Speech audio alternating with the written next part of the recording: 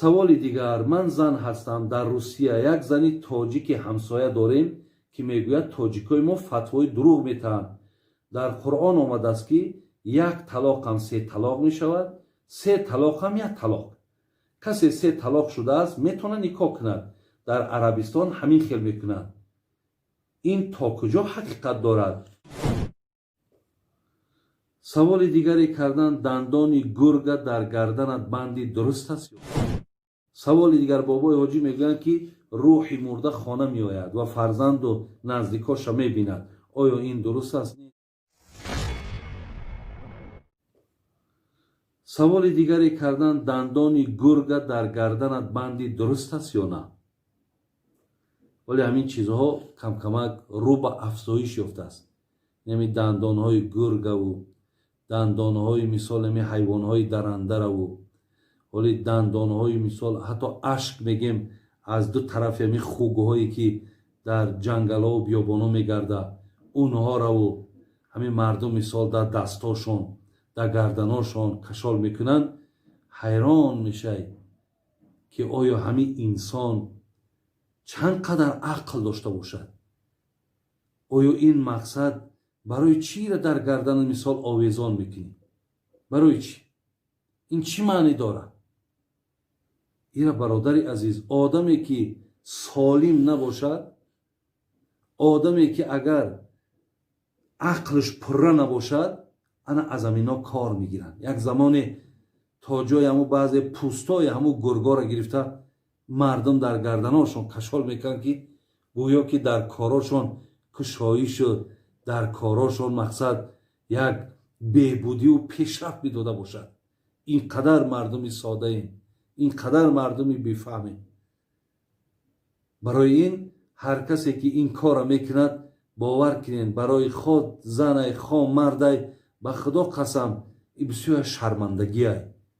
ин инсон вақте хандаовария, ин вақте як одама бибинӣ дар гарданаш ҳамин чизо кашолай, бояд ханда кунӣ ё товба кунӣ ки алҳамдулиллоҳ ки худои меҳрубон мақсад фаҳмиши мара ранги фаҳмиши ҳамин накард ки як чизи ҳарома ҳамроҳи худо мегиру мегардонам.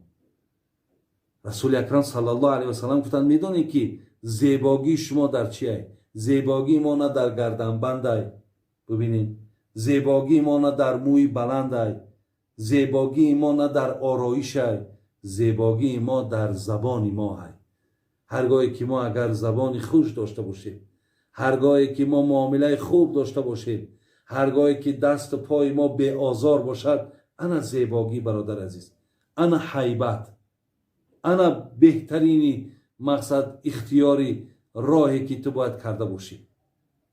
барои ҳамин ин чизҳо ҳароманд. аз ин корҳо бародаро хоҳарои азиз ҳеҷ вақт мақсад шумо истифода набаред. саволи дигар, бобои ҳоҷӣ мегӯянд ки рӯҳи мурда хона меояд ва фарзанду наздикоша мебинад. оё ин дуруст аст? не, дуруст нест. вақте ки рӯҳи мо ба олами барзах ки рафт, вай дигар дар ихтиёри худаш нест ки ҳар замоне ки хоҳа мақсад поён мешавад, ҳар замоне ки хоҳа омада хонаша хабар мегира, гӯё ки занша мебина, гӯё фарзандоша медидай, гӯё ки мақсад агар инҳо ягон хайри эҳсон накунанд, инҳоро маломат мекардай ва дигар дигар. лекин инҳо ягон асос надоранд. баъзе китобҳои аз ҳамин форсиҳои мо гӯянам, вале асоси шаръӣ надоранд ки инҳо мақсад хостхеставу хонаи мову шумо омада ҳоли мову шуморо назорат кунанд. саволи дигар, ман зан ҳастам. дар Русия як зани тоҷики ҳамсоя дорем ки мегӯяд тоҷикои мо фатвои дурӯғ метаҳанд. дар Қуръон омадааст ки як талоқам се талоқ мешавад, се талоқам як талоқ. касе се талоқ шудааст метавонад никоҳ кунад. дар Арабистон ҳамин хел мекунад. ин то куҷо ҳақиқат дорад? илтимос гӯед. аку бародару хоҳарои азиз, имрӯз ана бисёре аз нафарҳо муфтӣ шидагианд. яъне ба маъное ки дар масъалаи фатво ин қадар мақсад бепарвоҳанд. як чиза шумо донед ки ман афто биғайри илмин کان اثمه علی من افتا. پیامبر میگه کسی اگر فتوای نادرست یا ضرر فتوا بر جان او است. برای همین از دادن فتوا بسیار احتیاط کنین. من قرآن خواندم، در قرآن 3 طلاق 1 طلاق، 1 طلاق 3 طلاق، بالکل این خطا است. بالکل این سخن در قرآن نیست که 3 طلاق 1 طلاق، 1 طلاق 3 طلاق. این خیلی نیست. برای همین هر کسی که یک کسی 1 طلاق قد 1 طلاق می شود، 2 طلاق قد 2 طلاق می شود، 3 طلاق قد 3 طلاق می شود. هر عددی را که به زبان بردی همون 3 طلاق گفتی 3 طلاق می شود. در عربستان در پاکستان در قورستان در کجای چیزی هست نیست. برای ما این دولت ها دلیل حجت نیست. برای ما حجت سخن قرآن، سخن پیامبر نازنین، قول مجتهدامون که مجتهدای ما مقصد چگونه معنا کردن این سخن را. از این لحاظ هر کس از پیش خود فتوا نتید. این سخنی کسی گفته است این سخن بالکل بی اساس است، جاهلانه است، خطا است. برای همین اگر طرف زن کسی میگه تو بر من 1 طلاق، 1 طلاق میشه. تو بر من 3 طلاق، 3 طلاق میشه.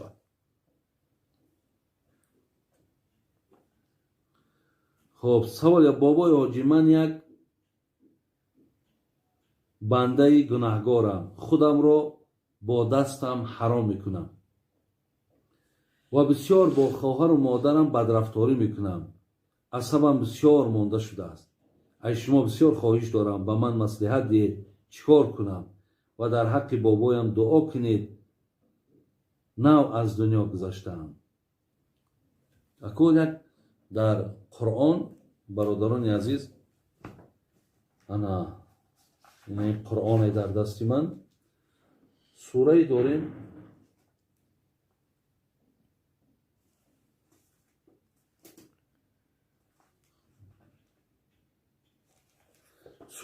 به نام مؤمنون.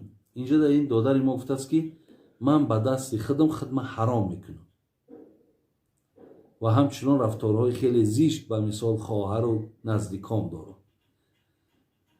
الله در قرآن میگه قد افلح المؤمنون الذين هم في صلاتهم خاشعون والذين هم عن اللغو معرضون والذين هم للزكاة فاعلون والذين هم لفروجهم حافظون. صدق الله العظیم. 5 آیت اول این سوره مؤمنون برادران عزیز، الله مهربان میگه کدام مؤمن ها نجات مییابند. یکم، کسی نماز را از روی با خشوع میخواند، با تضرع میخواند، نماز به خاطر خدا میخواند. این نماز میخواند از الله میترسد. 1. 2. والذین هم عن اللغو معرضون. مؤمن های پیش خداوند نجات مییابند که از هر یک نشست هایی که بیهوده است، بی معنی است، خودشون وقت کنار میگیرند. 3. والذین هم للزکات فاعلون. خدا میگن مؤمن های نجات مییابند که اونها از مالهاشون زکات میدهند. 4. والذین هم لفروجهم حافظون. الله مهربان گفت مؤمن های نجات مییابند که فرج هاشون حفظ میکنند. فرج برای همون آلت های بگیم جنسی که خواه مرد باشه خواه زن، کدامش که اگر خداشون هم مثل که این برادری ما سوال کردن با دستاشون خودشون حرام میکنن، وقتی اگر به همین کار دست نزدی، الله در سوره مؤمنون گفت تو از زمره مؤمن های نجات یافته ای. برای همین خواه خواهر باشد، خواه دادر باشد، این کار برادران عزیز شما نکنید. این کار در شریعت حرامه. این کار در شریعت درست نیست. برای همین ولی در جناب ذهبی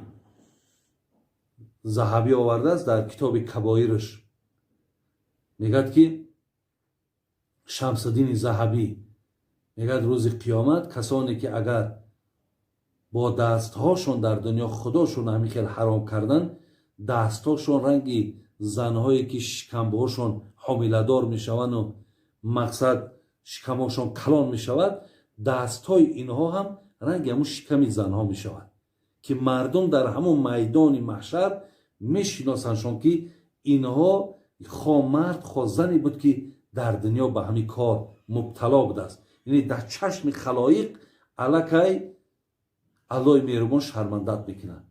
برای این کار زیسته، این کار هیچ وقت نکنید.